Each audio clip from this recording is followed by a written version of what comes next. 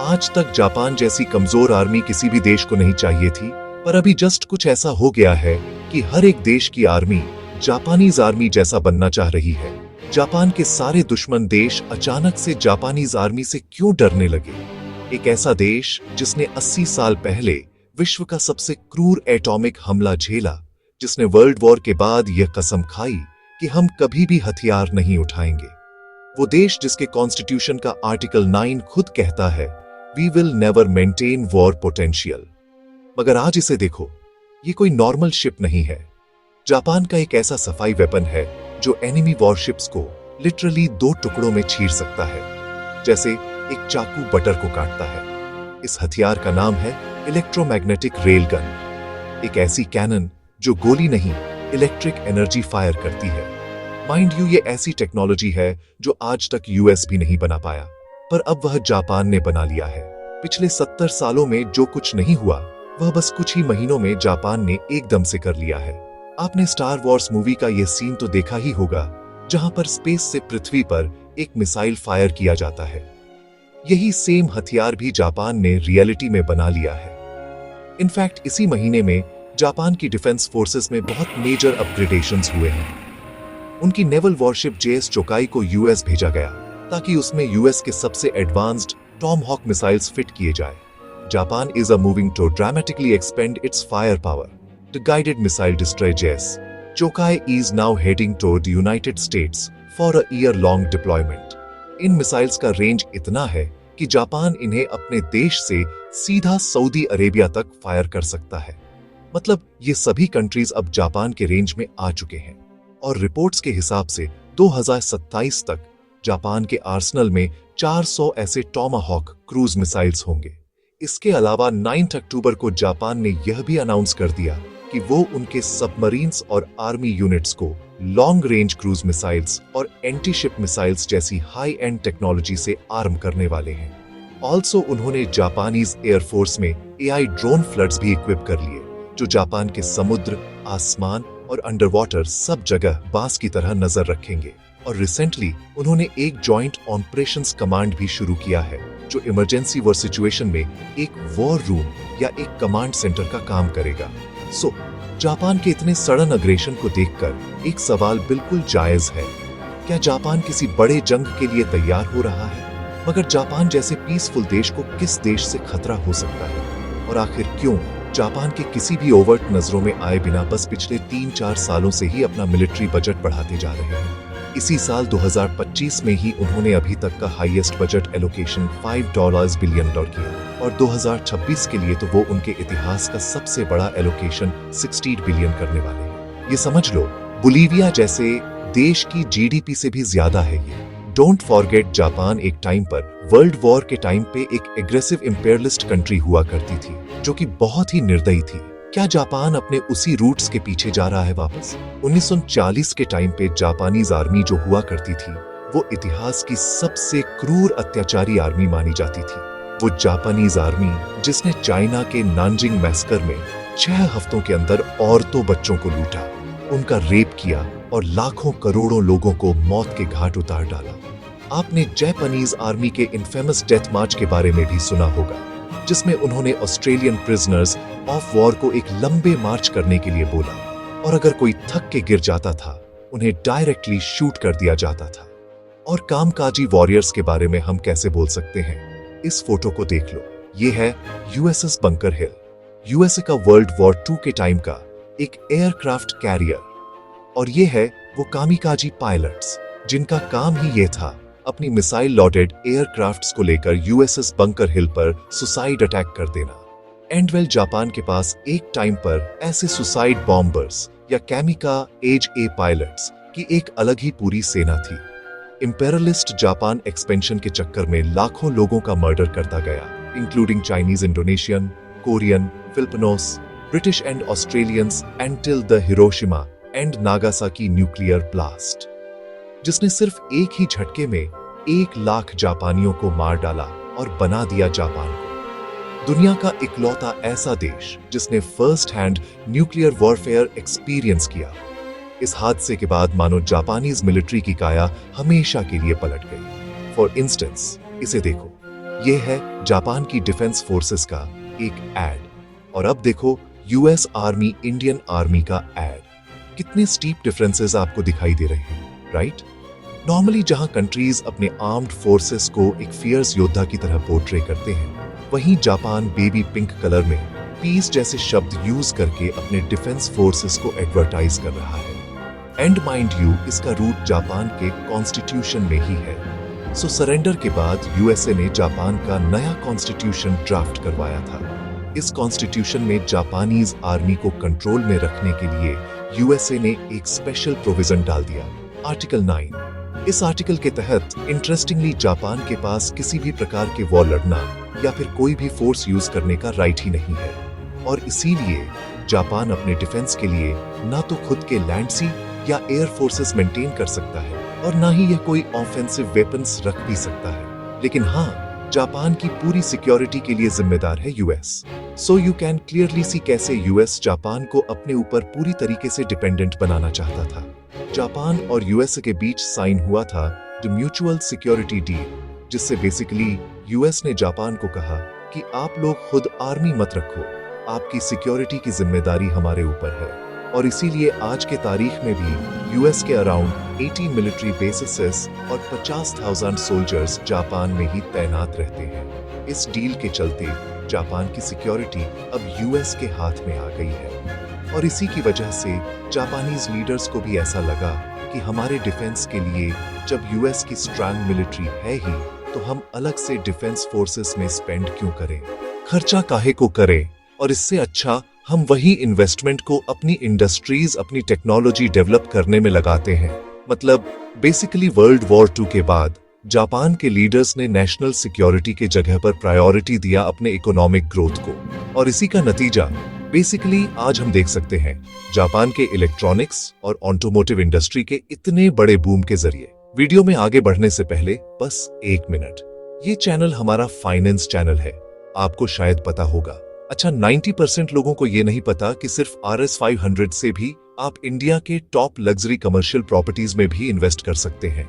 यहाँ पर regular rental income भी मिलती है और कैपिटल एप्रिसिएशन भी होता है।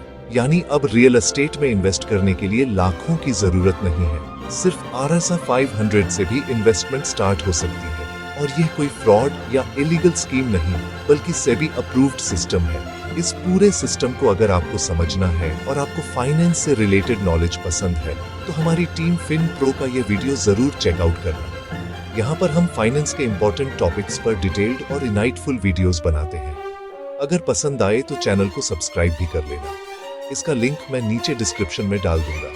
और अब लौट आते हैं वापस से वीडियो पर। जापान का अपना भी एक सेल्फ डिफेंस फोर्स है, but the keyword being self defence, और इसीलिए ये कभी अटैक नहीं कर सकते। फॉर एग्जाम्पल, जब यूएस से अफगानिस्तान में एंटी टेरर वॉर लड़ रहा था, जापान भी यूएस की हेल्प करने के लिए अपने ट्रूप्स को भेजना चाहता था। लेकिन वहां पर जाके जापान का ये डिफेंस फोर्स सिर्फ ट्रांसपोर्ट, फ्यूल सप्लाई जिसे लॉजिस्टिकल काम ही कर पाया। और ऐसा किसी जंग में लिटरली पहली बार हुआ होगा कि कोई ट्रूप एक जंग में बिना कोई आर्म्स या एमिनेशंस के गया हो और ऐसा सप्लाई और ट्रांसपोर्ट का काम कर रहा हो। पर अब आता है कहानी में एक ट्विस्ट, एक ट्रांसफॉर्मेशन जो लाया गया जापान के ex prime minister Shinzo Abe द्वारा। यह 2012 में पॉपुलर मेजॉरिटी के साथ पीएम बने थे और इनका मेन उद्देश्य था जापान की नेशनल सिक्योरिटी को मजबूत करना। शिंजोबे ने जापान की सेल्फ डिफेंस फोर्स की स्ट्रेंथ को 5,000 से बढ़ाकर 25,000 कर डाला। उन्होंने अमेरिका, ऑस्ट्रेलिया और इंडिया के साथ मिलकर क्वाड पार्टनरशिप्स बनाए, जिससे इंडो पैसिफिक रीजन में चाइना के डोमिनेंस को कम किया जा सके। और यही नहीं, शिंजो गवर्नमेंट ने कॉन्स्टिट्यूशन के आर्टिकल 9 में ऐसे रेवोल्यूशनरी ट्रांसफॉर्मेशंस किए हैं जिससे जापान अब कलेक्टिव डिफेंस केसेस में भी अपने डिफेंस फोर्सेस को मोबिलाइज कर सकता है। यानी कि अगर उनका कोई एलाई जंग में हो या फिर उनके देश पर हमला किया जा रहा हो, तो जापानीज आर्मी खुद के प्रोटेक्शन के लिए उन पर अटैक कर सकती है। उन्होंने इवन जापान का अपना 8,000 वॉर प्लेन्स, 48 डिस्ट्रॉयर्स और सबमरीन्स का आर्सनल बिल्ड किया और यूएस से हाई टेक वेपन्स जैसे फाइटर जेट्स और मिसाइल इंटरसेप्टर्स इंपोर्ट भी करवाए। इनफैक्ट इनके ही रूल में जापान यूएस हेल्थ फाइटर्स का सबसे बड़ा बायर यानी इंपोर्टर भी बन गया। और तो और ब्रिटेन और फ्रांस जैसे स्ट्रांग मिलिट्रिस्टिक नेशंस को पीछे छोड़कर Japan 6th largest defence Spender भी बन गया। लेकिन अनफॉर्चुनेटली 2020 में एब्बे ने रिजाइन कर दिया और जुलाई 2022 में उनका असैसिनेशन हो गया। लेकिन आज भी शिंजो एब्बे के सक्सेसर्स उनकी लेगेसी को कंटिन्यू कर रहे हैं। अब रिपोर्ट्स है कि जापान अपना डिफेंस बजट डबल करने वाला है, जिससे वो सीधा नंबर 6 से नंबर 3 पर पहुंच जाएगा। यहां पर यह नेचुरल क्वेश्चन आता है कि जापान इतनी तेजी से आखिर क्यों मिलिटराइज कर रहा है? ऐसा क्या थ्रेट वो परसर्व कर रहा है जिसको मजबूरन ये चीज करना पड़ रहा है? वेल, द रीजन इज उसके नेबर्स का बढ़ता अग्रेशन। जैसे ये देखो, ये है 13 साल की एक जापानीज लड़की जिसको नॉर्थ कोरिया ने एबडक्ट करवाया। वो कभी वापस नहीं आई और उसके साथ क्या हुआ किसी को कुछ नहीं पता। एंड हियर शॉकिंग पार्ट, वो अकेली नहीं थी। नॉर्थ कोरिया लगातार ऐसे जापानीज सिटीजन्स को अबडक्ट करते जा रहा है। कुछ को वो स्पाइस बनाकर साउथ कोरिया भेज देता है, या तो उनकी आइडेंटिटी स्टील करके अपने एजेंट्स को उनकी जापानीज आइडेंटिटी देकर उन्हें साउथ कोरिया भेज देता है। As a spy and don't forget North Korea एक न्यूक्लियर पावर है जिसके पास न्यूक्लियर पावर्ड मिसाइल्स है। रिसेंटली नॉर्थ कोरिया ने एक मिसाइल टेस्ट किया जो सीधा जापान के ऊपर से पैसिफिक ओशन में जाकर गिरा। जापान में हर जगह पर अलार्म्स रेज हुए, लोगों को शेल्टर लेने के लिए कहा गया और ट्रेन्स को सस्पेंड तक कर दिया गया। एंड माइंड यू, ये चौथी बार है जब नॉर्थ कोरिया ने बिना पूछे बिना इन्फॉर्म किए जापान के ऊपर से बैलिस्टिक मिसाइल्स को फायर किया। अब नॉर्थ कोरिया के मिसाइल्स का ही खतरा कम था कि जो अब पिक्चर में आ गया चाइना भी। यस, कुछ महीने पहले ही चाइना ने भी बैलिस्टिक मिसाइल्स उड़ाए जो कि सीधा जापान के एक्सक्लूसिव इकोनॉमिक जोन में जा गिरे, जापानीज टेरिटरी से सिर्फ 100 किमी दूर। मानो जैसे कि ये कोई चेतावनी थी या फिर अपना मसल फ्लेक्सिंग था जापान को धमकाने के लिए। और अगर पॉलिटिकली भी देखा जाए तो काइंड ऑफ यही चाइना का मकसद भी था, जापान को धमकाना कि वो ताइवान के मामले में बीच में न आए। फुल स्टोरी ये है कि China, as we all know, Taiwan को भी अपनी टेरिटरी मानता है, उस पे अपना हक जमाता है। लेकिन जापान ये नहीं चाहता कि चाइना ताइवान को इन्वेड करे, क्योंकि पहले तो ताइवान, जैसे कि आप देख सकते हो, जापान से बहुत ही क्लोज है। जापान का सदर्न मोस्ट आइलैंड ताइवान से सिर्फ 100 किमी की दूरी पर है। सो ताइवान में कुछ भी कॉन्फ्लिक्ट्स हो, उसका असर जापान पे जरूर पड़ेगा। प्लस जापान के इंपॉर्टेंट ट्रेड रूट्स ताइवान के पास से होकर गुजरते हैं। अगर ये सीज चाइना के कंट्रोल में आ जाते हैं तो जापान का उन रूट से ट्रेड रिस्ट्रिक्ट हो जाएगा। और लास्टली, जापान के ताइवान के साथ बहुत ही फ्रेंडली रिलेशंस हैं। सो मच सो कि 90% जापानीज को लगता है कि अगर चाइना ताइवान को इन्वेड करता है तो जापान को ताइवान की सपोर्ट में वॉर में उतरना चाहिए। अब इस मामले में कुछ जियोपॉलिटिकल एक्सपर्ट्स का तो यह तक मानना है कि जापान तो ऑलरेडी सीक्रेटली चाइना के साथ वॉर की तैयारी कर रहा है। अब इस पूरे सिचुएशन में जले पर नमक छिड़कने का काम किया दोनों के बीच की टेरिटोरियल डिस्प्यूट्स ने over Senkaku islands. China being China Japan के सिंकाकू आइलैंड को क्लेम करता है एज देयर ऑन टेरिटरी, बिल्कुल वैसे ही जैसे वो इंडिया के अरुणाचल प्रदेश पर अपना हक जमाने की कोशिश करता है। दोनों के बीच ये डिस्प्यूट पिछले 40 सालों से चली आ रही है और रिसॉल्व होने का भी नाम ही नहीं ले रही है। But wait, there is more. Japan के दुश्मनों की लिस्ट यहाँ पर खत्म नहीं होती, because here comes Russia now. जब से रशिया ने यूक्रेन पर फुल स्केल पर अटैक किया, तब से पूरी दुनिया शॉक्ड है। इसने कंट्रीज को अपने डिफेंस के बारे में सोचने पर मजबूर कर दिया कि आज के तारीख में भी फुल फ्लेज्ड वॉर्स हो सकते हैं। जर्मनी का एग्जाम्पल ले लो। जर्मनी की स्टोरी जापान से काफी मिलती जुलती है। जर्मनी ने वर्ल्ड वॉर 2 में बहुत ही क्राइम्स किए थे, जस्ट लाइक जापान, और इसीलिए आने वाली जनरेशन के कंधों पर इसका बहुत गिल्ट था। अगेन सेम लाइक जापान, और इसीलिए जर्मनी का भी एटीट्यूड काफी पैसिफिस्ट और एंटी मिलिट्री हो गया, जस्ट लाइक जापान। लेकिन रशिया यूक्रेन वॉर के बाद जर्मनी ने अपनी लो प्रोफाइल रखने वाली मिलिट्री बजट सडनली बढ़ा दिया एंड इमीडिएटली $13 बिलियन मिलिट्री को अलॉट कर दिया। सिमिलरली जापान भी अलर्ट हो चुका है, और ये जापान के एक्स-पीएम फोमियो किशिदा के स्टेटमेंट से क्लियरली दिखाता है। Ukraine today may be East Asia tomorrow plus Japan Russia से बहुत ही क्लोज प्रॉक्सिमिटी में है, और इन दोनों में भी टेरिटोरियल डिस्प्यूट्स चल रहे हैं ओवर कोरिला आइलैंड्स। ये आइलैंड स्ट्रेटेजिकली एंट है। यहाँ रिच फिशिंग ग्राउंड्स हैं और ऑयल और गैस रिजर्व्स भी अबंडेंस में है।